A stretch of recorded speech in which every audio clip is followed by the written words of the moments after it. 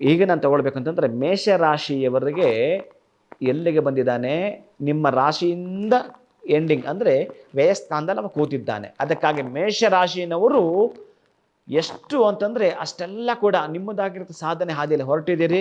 ನಿಮಗೆ ದೈವ ಬಲವೋ ಜನಬಲವೋ ಹಣಬಲವೋ ಯಾವ ಬಲ ಇತ್ತೋ ಗೊತ್ತಿಲ್ಲ, ಒಟ್ಟಾರೆ ಯಾವುದೋ ಒಂದು ಬಲ ಕುಗ್ಗಲಿಕ್ಕೆ ಪ್ರಾರಂಭ ಆಗುತ್ತೆ. ನೀವು ಎಚ್ಚೆತ್ಕೋಬೇಕು.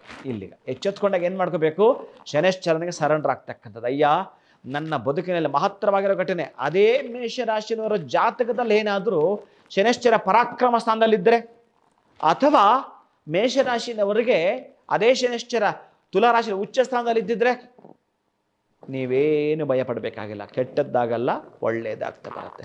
ಅಥವಾ ಇನ್ನೆಲ್ಲೋ ನಿಮ್ಮ ಜಾತಕದಲ್ಲಿ, ನಿಮ್ಮ ಬಚಕ್ರದಲ್ಲಿ, ನಿಮ್ಮ ರಾಶಿ ಚಕ್ರದಲ್ಲಿ ಇತ್ತು ಅಂತಂದ್ರೆ ಸ್ವಲ್ಪ ನೀವು ಗಮನಿಸ್ಕೋಬೇಕು. ಅರ್ಧಾಷ್ಟಮ ಶನಿನೋ ಅಥವಾ ನೀವು ಬರ್ತಾದಾಗ ಅಷ್ಟಮ ಶನಿನೋ ಇತ್ತು ಅಂದ್ಕೊಳ್ಳಿ.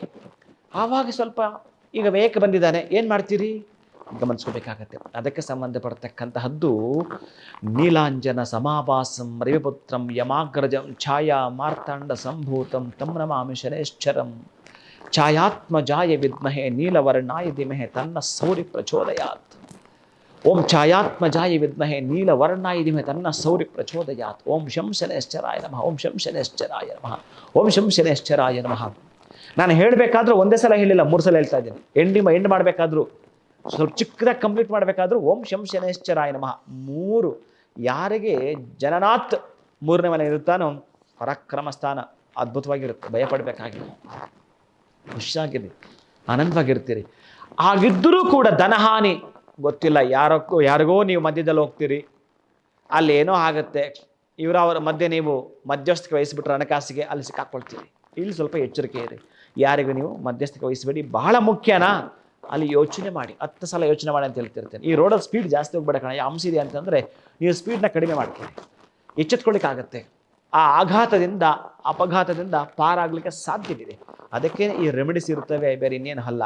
ಅದಕ್ಕೆ ಮೇಷರಾಶಿನವರು ಯಾವತ್ತಾದರೂ ಶನಿವಾರದ ದಿವಸ ಮರಳಲ್ಲಿ ನಡೆದು ಬಿಟ್ಟು ನಿಮ್ಮ ನಡಿಗೆಯ 7 ಹೆಜ್ಜೆಗಳ ಮಣ್ಣನ್ನು ಒಂದು ಕುಡಿಕೆಯಲ್ಲಿ ಹಾಕಿ, ಅಲ್ಲಿ ಆ ಒಂದು ಕುಡಿಕೆಯಲ್ಲಿ ಕಪ್ಪು ಬಟ್ಟೆಯನ್ನು ಕೆಂಪು ದಾರದೊಂದಿಗೆ ಕಟ್ಟಿಬಿಟ್ಟು ನಿರ್ಜನ ಪ್ರದೇಶದಲ್ಲಿ ಇಟ್ಟು ಬಾ ಅಂತ ಹೇಳ್ತಾನೆ. ಇನ್ನು ಬಹಳ ಹೇಳ್ತಾನೆ. ಇನ್ನು ಯಾರಾದರೂ ನಿರ್ಗತಿಕರಿಗೆ ಮೇಷರಾಶಿನವರು ಕಪ್ಪು ಕಂಬಳಿನ ಒದ್ದಿಸಿ ಬಂದ್ಬಿಡ್ತಕ್ಕಂತಹದ್ದು. ಪ್ರತಿ ಶನಿವಾರ ಸಾಯಂಕಾಲ ಶನೈಶ್ಚರ ದೇವಸ್ಥಾನಕ್ಕೆ ತುಳಸಿಯನ್ನು ಹಿಡ್ಕೊಳ್ಳೋದು, 19 ಪ್ರದಕ್ಷಿಣೆಯನ್ನು ಹಾಕುವಂಥದ್ದು, ತುಳಸಿಯಿಂದ ಅರ್ಚಿಸತಕ್ಕಂಥದ್ದು ಶನೈಶ್ಚರನನ್ನು. ಒಂದು 10 ನಿಮಿಷ ಕುಳಿತು ಬರುವಂಥದ್ದು. ಓಂ ಶಂ ಶನೈಶ್ಚರಾಯ ನಮಃ ಇಂಟು ನೀವು ಮಾಡಿ 19 × 19 ಹಾಕ್ಕೊಳ್ಳಿ, 361 ಆಗುತ್ತೆ. ಪ್ರತಿನಿತ್ಯ 361 ಬಾರಿ ಇವನ ಮಂತ್ರವನ್ನು ಪಡಿಸ್ತಾ ಬರುವಂಥದ್ದು. ಹೇಗೆ ಹೆಲ್ತ್ ಕೆಟ್ಟವ ಆಸ್ಪತ್ರೆಗೆ ಹೋದರೆ ಡೇ ಬೈ ಡೇ ರಿಕವರ್ ಆಗ್ತಿರ್ತಾನೆ, ಹಾಗೆ ನೀವು ಹೆಲ್ತ್ ಆ್ಯಂಡ್ ವೆಲ್ತಲ್ಲಿ ಕೂಡ ರಿಕವರ್ ಆಗ್ತಾ ಇರ್ತೀರಿ. ಧೈರ್ಯ ತೆಗೆದುಕೊಳ್ಳಿ. ಹೀಗಾಗ್ಬಿಡುತ್ತೆ ಹಾಗಾಗ್ಬಿಡುತ್ತೆ ಅಂತ ಏನೋ ತಮ್ಮನೇಲಿ ನೋಡ್ತೀನಿ ಭಯ ಬಿದ್ದುಬಿಡ್ತೀರಿ. ನಾನು ಯಾವತ್ತೋ ಮೊನ್ನೆ ಯಾರ್ದೋ ನೋಡಿದೆ, ಮೇಷರಾಶಿಯವರ ಜೀವನ ಡಮಾರ್ ಅಂತ ಏನೋ ಹಾಕಿದ್ದ. ಅದು ಯಾಕಾದರೂ ಆಗ್ತಾರೆ, ಹೆಂಗೆ ಇದು ನನಗೆ ಅರ್ಥ ಆಗಲಿಲ್ಲ ಏನು ಅಂತ. ಅದಕ್ಕೆ ನೀವು ಭಯವನ್ನು ಪಡಬಾರದು. ಶಂ ಶನೈಶ್ಚರ ಮಂತ್ರ ಹೇಳಿ ಬಂದದ್ದು ಬರಲಿ, ಗೋವಿಂದನ ದಯವಂದಿರಲಿ, ಧೈರ್ಯ ತಗೊಳ್ಳಿ, ನಾನು ನಿಮ್ಮ ಜೊತೆಗಿರ್ತೀನಿ, ಭಯ ಪಡಬೇಕಾಗಿಲ್ಲ. ಬಹಳ ಪ್ರಮುಖವಾಗಿರುತ್ತೆ ಘಟ್ಟ. ಕ್ಷಣ ಕ್ಷಣದ ಸುದ್ದಿಗಳಿಗಾಗಿ ಫ್ರೀಡಂ ಟಿವಿ ಸಬ್ಸ್ಕ್ರೈಬ್ ಮಾಡಿ, ಲೈಕ್ ಮಾಡಿ ಹಾಗೂ ಫಾಲೋ ಮಾಡಿ. ಹೊಸ ಸುದ್ದಿಗಳ ನೋಟಿಫಿಕೇಶನ್ಗಾಗಿ ಬೆಲ್ ಐಕಾನ್ ಮೇಲೆ ಕ್ಲಿಕ್ ಮಾಡಿ.